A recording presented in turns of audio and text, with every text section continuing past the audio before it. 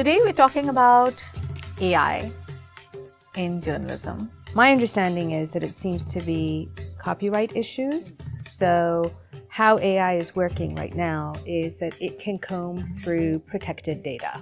I think, of course, there are real concerns, and those real concerns somehow get drowned out because everyone's so worried about AI aa jayega. If you Google AI and the newsroom, there is so much material talking about how AI is going to kill journalism. Like you just said, with every technological disruption comes opportunity.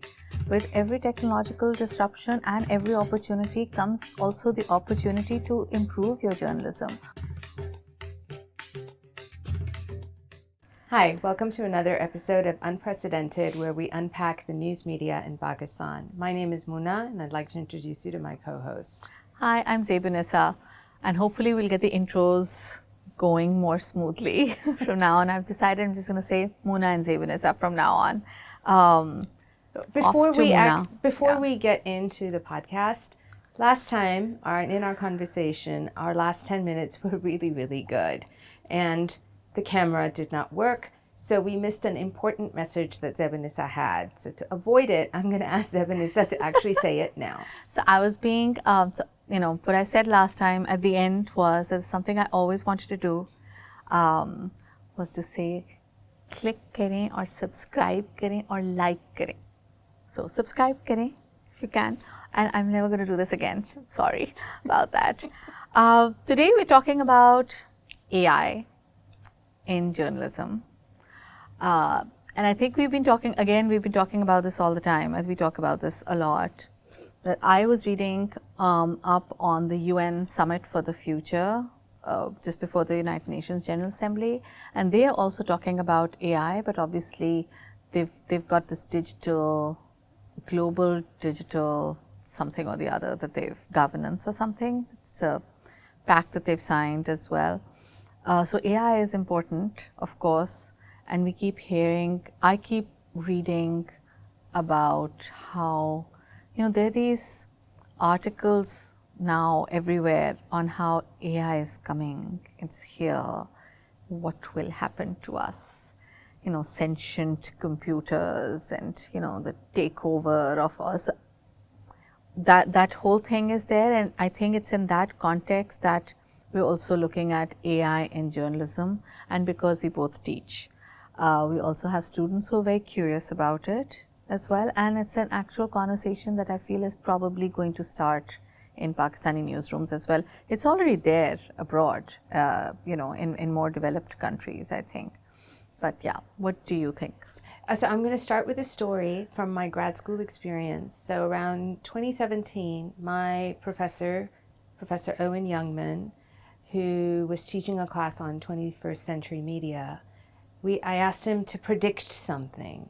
So he said that he felt the future of news would be highly curated. It was already that. Yeah. He said it's already that, but it's going to be highly, highly curated, and it's going to be in the form of voice. And I thought that made sense because it was America and it's very audio. But he didn't mean podcasts. He meant it would be voice automated. Your computer would know you so well that you would wake up in the morning and say, tell me what's happening in BBC, in London, and it would tell you based on what you want to know. Yeah. And I was like, wow, that's pretty interesting. And then 2 days ago, Meta announced its voice-activated chatbot, which is being, Judi Dench is one of the celebrities that you can choose that'll help you answer whatever your questions you have. I think the wonderful part about when we do these predictions and future, it comes at it as a very frightening scenario. Yes. So I think if you Google AI and the newsroom, there is so much material talking about how AI is going to kill journalism. And I think I want to just say, no, I don't think so, because when I started journalism in print in 95, when people actually read the newspaper and there was no other avenue, people told me then print was dying. People have been saying it as long as I've been around. It's not. Of course, not as many people are reading, but the thing with technological disruptions is that they also provide a lot of opportunities. Yes. So where do you stand on the death of journalism by AI? Yeah, I don't buy it. So I think I'm more team AI versus team you know. I think, of course, there are real concerns, and those real concerns somehow get drowned out because everyone's so worried about, oh, AI aa jayega, to journalism kaise hogi. Just, like you just said, with every technological disruption comes opportunity. With every technological disruption and every opportunity comes also the opportunity to improve your journalism. Why can't we just use AI to improve journalism, right? So, disclaimer, I have not yet used AI properly, I feel, as a journalist, right? For me, AI is wonderful because I use ChatGPT as a personal assistant. List बना दो, मेरी payments को इकट्ठा कर दो, मेरा budget सही कर दो. I teach, so ये जो all this listing and stuff that your personal assistant would do, I use it as that. I think in the same vein, all the stuff that journalists have to sometimes manually do, AI could help with that, like combing through data, for example. Yeah, sure. We've also gone through a lot of technological changes since, like, for forever, right? So, Pele, in the beginning, I don't think SPSS was around for researchers to use it, and now I'm sure, because I think it was in 2006 when I learned about it. So, aur tab bhi purana ho gaya tha. So something else must have come up by now. So obviously you can use AI for that. Panama Papers, Dubai Papers, whatever papers come out, all of that tedious work, right, can be done by AI. So yeah, for me, AI is not the death of journalism. It's an opportunity. Of course, there are concerns that we all have. I mean, you can start with one. I have some as well if you want. So I was trying to read up on to see what are some of the concerns and how has it been, what are the concerns in the US, let's say. And my understanding is that it seems to be copyright issues. So how AI is working right now is that it can comb through protected data. So if your articles are behind a paywall, it can go and get that material and repurpose it. And there is no way, so the New York Times, for example, has asked, or other companies have asked AI companies, please don't do that. But it's actually a voluntary response. They're not in any way obliged to do that, which why the New York Times and a few other companies are suing AI companies for taking their data and saying that it's not being properly attributed. Then there is another approach, which is the licensing approach, which Associated Press is the first to do. Yes. Actually, Associated Press is the first to use automation, because what they did was they did automated stories because they wanted their journalists to then do investigative reporting. Now, so the argument seems to be copyright versus licensing, and more people are going towards licensing. Now, it is a 2-year deal because they want to see how it goes. And really what news publishers are trying to do is find fair practices and some standard procedure, because AI isn't regulated. AI is making errors. Sports Illustrated in the US had so many problems because of it. So can AI companies find a way? There are calls to say, okay, can you put in safety measures in place before you release this, I don't know what to call it, it's not a machine, but release the software system, out there, the system, so that we are protected. So I have a question. The thing is, look, I mean, we don't use, the only AI we actually talk about, like I talk about, is ChatGPT or Gemini, because I don't have access to, and I actually don't have practice on anything else. So those are the only two that I have used for various purposes. So yes, of course, there's the copyright issue. There are all those concerns. For me, the biggest concern is bias in AI, because see, the AI has been fed data from some place, right? And we did a little experiment at work where we asked ChatGPT actually, to write, I've forgotten what it was. I don't think we asked it to write an editorial, but could have been an editorial, or maybe it was an article or something. Maybe, I think it was an editorial on Palestine, on the Gaza situation, and it couldn't. It couldn't write it, or what it wrote was it wouldn't write it properly, and then when it did, it was a very both-sidism sort of a thing. Right. But the way around it is to feed your ChatGPT data from, like, say, an Al Jazeera report.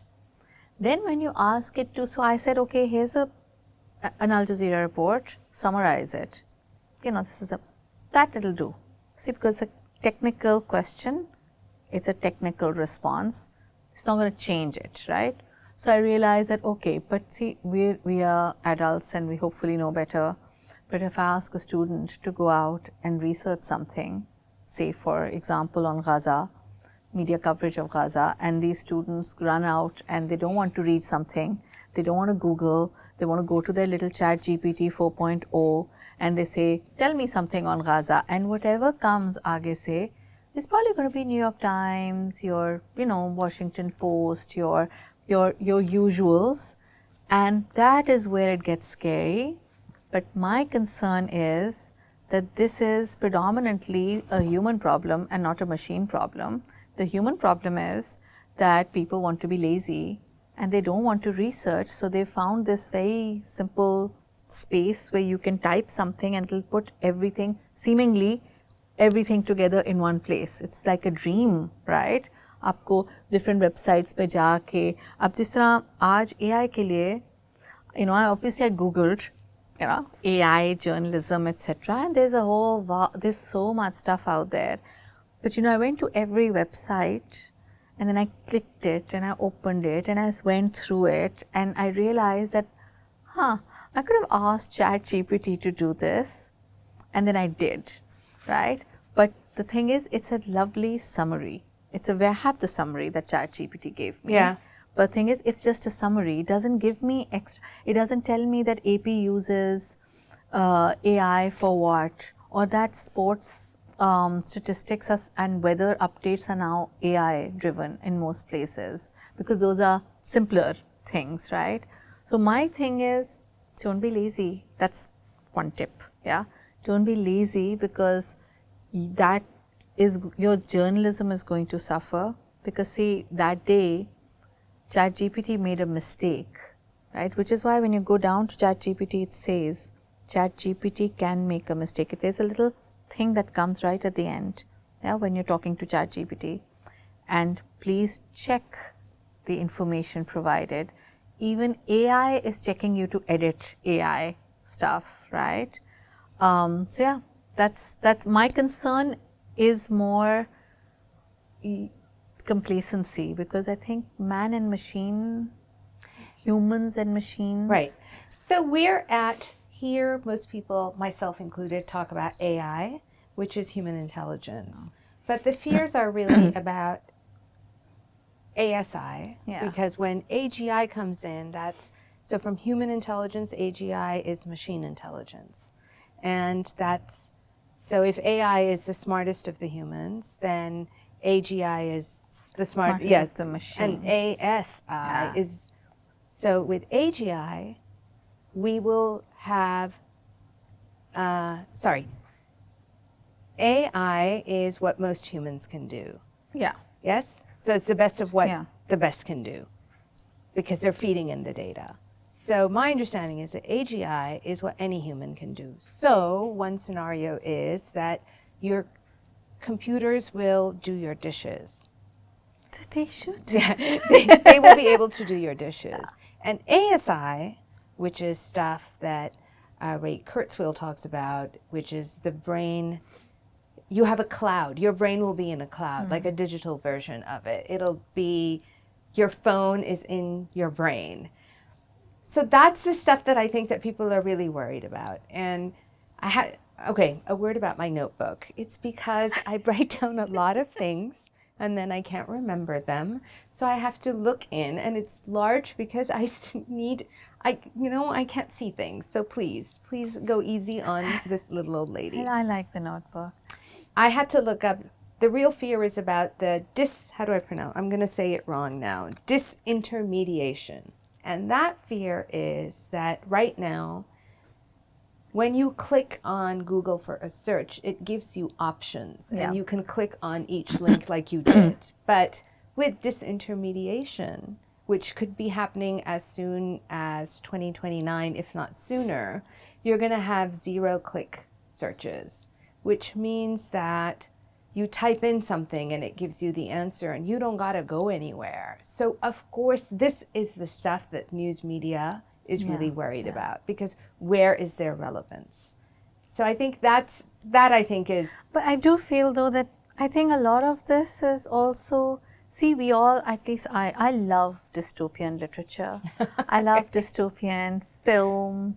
You know, bring me a nice Hunger Games or whatever, and I'm right there watching it. Because at the end of the dystopian film, see, humanity always prevails, right? We always defeat the robots and the little whatever AG or all of that. So I think a lot of it is also because, I mean, I'm not discounting all of this, but I mean, I think, you know, it won't be, because there's always a need for choice as humans, right? So we've already limited choice willingly, voluntarily a lot. Like, you know, I don't really care anymore about the cookies and the thing and the act. I go to Google or to whatever, and I go click accept. I know what I'm doing, right? Probably because I'm not part of any French movement at all. So I'm not really that concerned about it. But if I were, I should be very concerned about what we're voluntarily giving away. Oh, we give it away every day. Yeah, we give it away every day. Including information. Yeah. So all that information, all that, but I'm not sure how much we are willing to give away choice. See, just the fact that हमारा internet बंद होता है 2 minutes के लिए, तो there is outrage, right? People are miffed and they're upset and all of that. So I don't know if I'd be okay with just a one-click answer, right? Because the human mind is curious. Absolutely. Right? Absolutely. But, you know, sort of coming back to journalism, you're right. I think they are worried also because of they wanted the curated content first, and now they're worried because everyone else is getting into the business of curation, right? I remember when Facebook wanted to get into news, right? Like, you know, as Meta. Everyone was very upset, and I think all of the news media companies had a major problem with that. They still do, right? Because they're like, well, you know, where do we go in the grand scheme of everything? Well, also because Facebook itself, Mark Zuckerberg was saying that I'm not a publisher. No, he said, I'm not a publisher. Remember, this is right? Who's a journalist, who's a publisher. It comes from, he said, I'm not a publisher. I'm not a publisher. Yeah. Right? And so he wasn't asking for any of the publishers' privilege or responsibilities. It's actually both, right? Which is because he can get away with saying, "Mera to hai nahi." Yes. So mera platform par hai, to why am I being hauled into whatever, right? Although, just, you know, segue here, Meta did censor Gaza. They censored from the river to the sea, and they've just, the Meta board, AI board or Meta board, has just said that from the river to the sea should not be censored on Facebook, but it was on Facebook. So I think as far as journalism goes, most of the concerns in Pakistan would be, Pakistan is obviously, it's also extremely, we're very behind the times as far as AI goes. But I don't think this is a conversation that people are having much in newsrooms. Well, to be honest. Yes, but there are things that can be done now. So Dawn has used voice assistants. So you can. So my sister in the U.S. listens to my weekly column, and when I was visiting her on a Sunday, because wahan pe they listen to more audio, like podcasts. So she'll just be going around the house, and there's this my writing in the form of a person reading it like this. It's really kind of wild. So they've done it, but you can. I mean, there are companies here. This is like a software hub in many ways. Why aren't we working on training large language models to do some of the work. I think one opportunity really is transcription, voice to text or text to text, because with translation especially, I thought about it from Gaza. Okay, we would get much more rich voices from there, accurate reporting from there. But more than that, I thought about it from Pakistan's perspective, all our diverse languages. Many of these places in Balochistan and Sindh there are no reporters there because our business model is so poor, we don't have the money for reporting. Why can't we work with local reporters, get stories done, plug them into systems that we have trained, translate them, and get more stories? Because I feel that journalism right now is about data being content. We're even using this word so easily now, content. We don't say stories. So there are things that news organizations can do. Hit me up if you want more tips. That can be done. So, I think the main point in this is to train AI. We need to train our AI. So something really funny happened. I said I had something, and I've actually forgotten what it was. I have used AI, I've used ChatGPT to translate from Urdu to English, right? So sometimes I get a transcript from some kuch Jio ka show hoga ya kuch, and I need to maybe do something quickly on it, or maybe incorporate something from it, or whatever. And because it just takes long, to sit and read, so I just put it on ChatGPT, and it does a very good job of translating from Urdu to English, by the way. So decent job, yeah. Better than Google Translate. But ChatGPT doesn't know everything, and that is where I feel like we really shouldn't worry right now, for at least for a few years. So I think they had something called SIC was written in the transcript. Urdu की transcript में SIC, क्योंकि जो साहब बोल रहे थे वो SIC कह रहे थे, ज़ाहिर बात है. And so ChatGPT translated it to not Sunni Ittihad Council but Sindh Institute of Cardiology. Interesting. Yeah. And so the thing is that a lazy sub on a desk, and you all know who you are, would probably just let it go. Because ChatGPT they dekh liya to language to theek hi hai, right?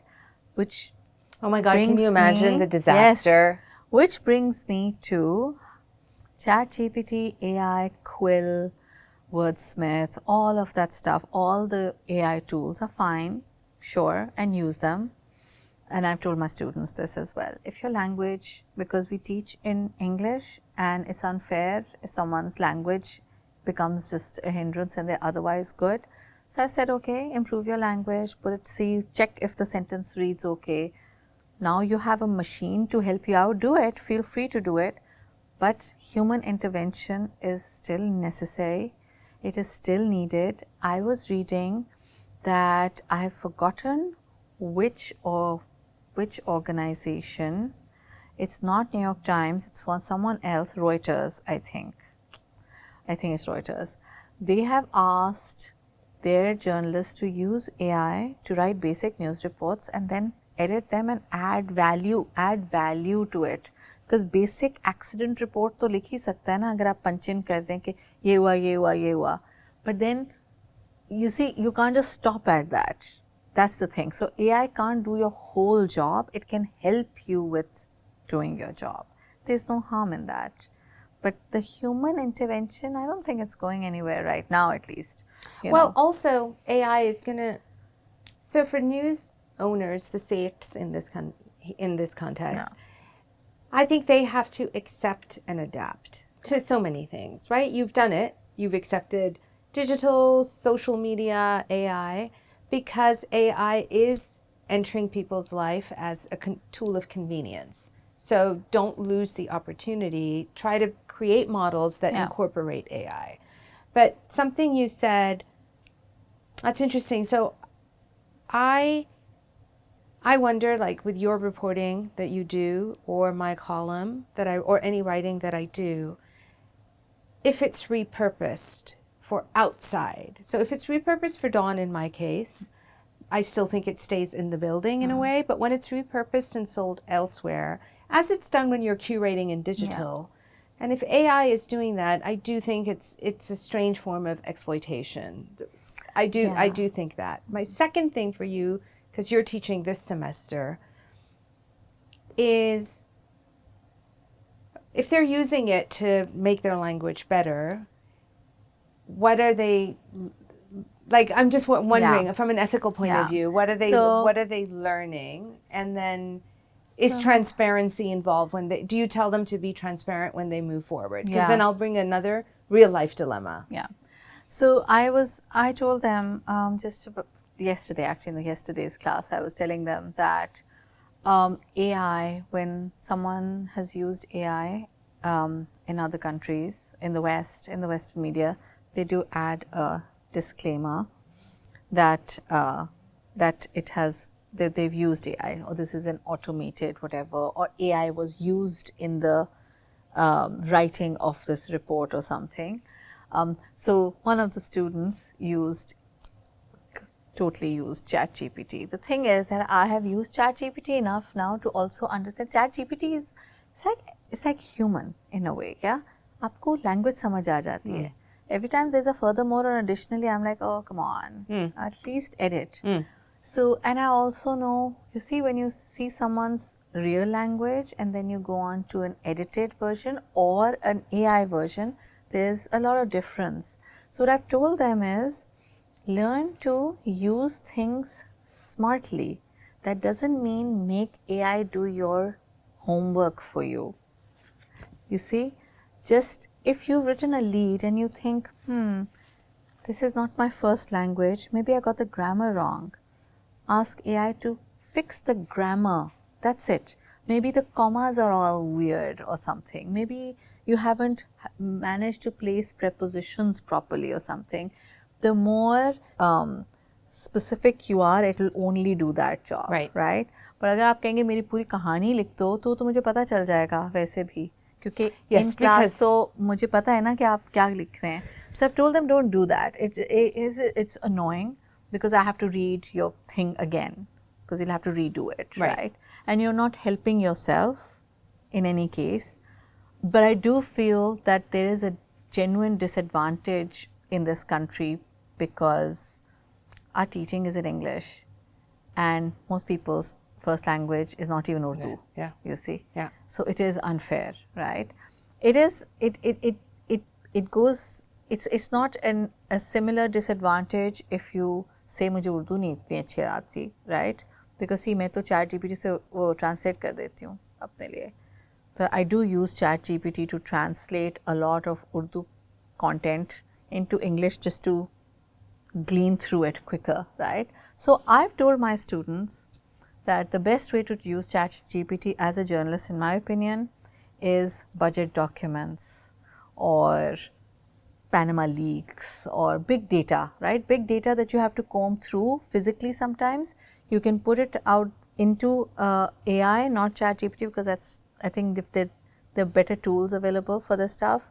And, you know, say, मुझे Pakistani property holders के नाम निकाल दें Dubai property leaks से, तो सिर्फ उनके निकल आएंगे आपके पास, right?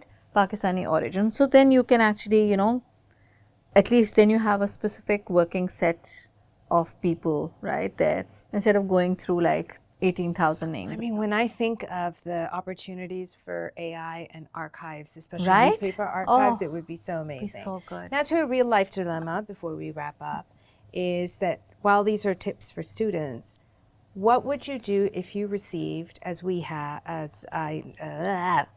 going to start that because I can't.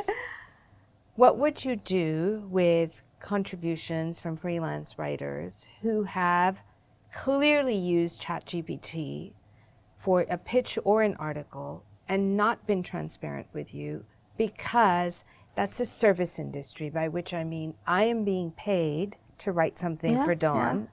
And if I have used ChatGPT, is that fair?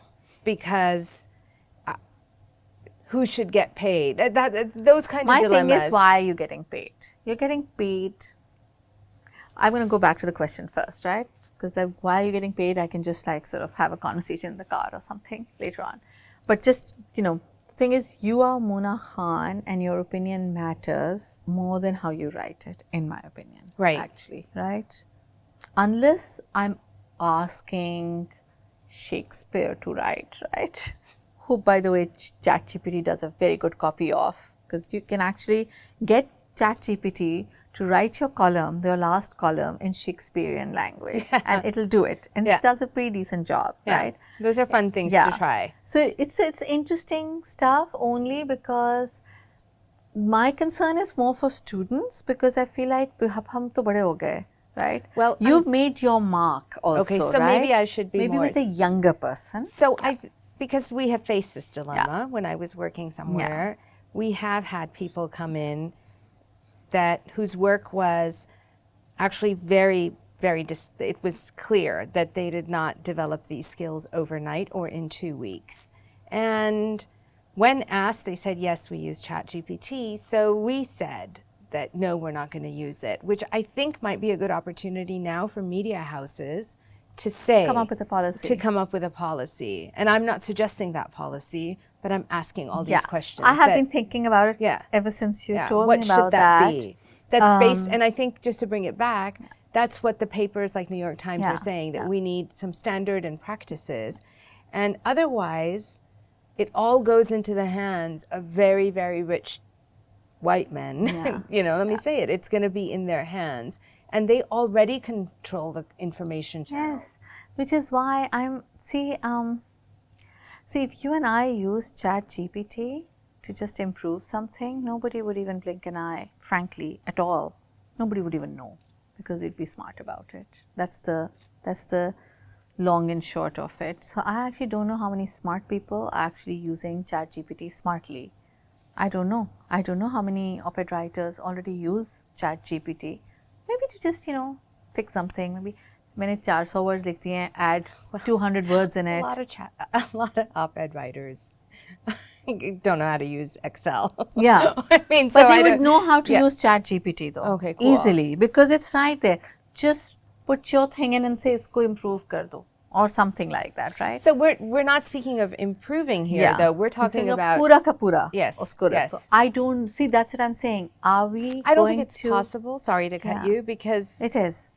AI can't go onto the roads and get quotes. That's AI so journalism, I feel, there shouldn't be a problem there. Yeah, it can't get a development with whistleblowers. Probably. It can't make relationships. It can't make relationships. See, I gave my students a story to file, right? They can't possibly use ChatGPT in it, you see, because I said, ये आग लगी थी फलां जगह पर, उसके ऊपर report कर दें. क्या करें बेचारे, आग के ऊपर ChatGPT करें use. And I specifically gave them this to make sure that A, I also know how they write, and B, they also learn. I said, okay, now improve this. How do you improve a story, right?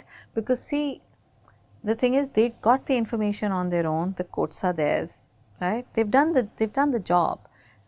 I'm not sure if I want to punish a reporter for using ChatGPT, right? Op-ed writers is a different situation, because that's opinion pieces. ChatGPT and AI, their opinion is really, it's also very, the bias and see, I have problems with their opinion. I don't like AI's opinion because it's fed by someone else and it's very generic and boring and there's really nothing else in it, frankly, right?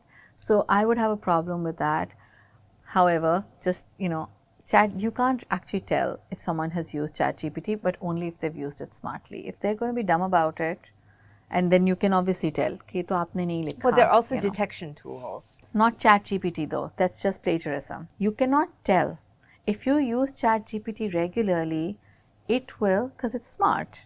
Of course, it'll use your language. So it will become Muna's AI versus Z's AI. So if you buy, by the same token, if you buy the not free applications, the detection tools, from when I started using them last year to 3 days ago, have also improved.